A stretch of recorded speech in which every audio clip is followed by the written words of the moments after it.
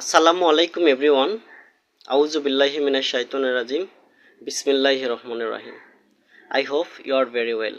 I would like to talk to you about the Zikr. Zikr means remember of Allah, remember of Rasul sallallahu alaihi wasallam, remember of Ahle Bayt. So you must remember, you must do Zikr after Maghrib.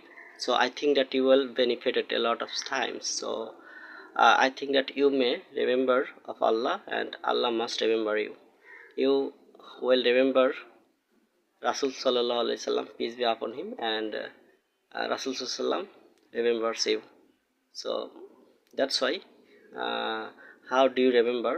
So I would like to show you that in a way. So Jalle Jalaluhu ya Allah, Jalle Jalaluhu ya Rahman,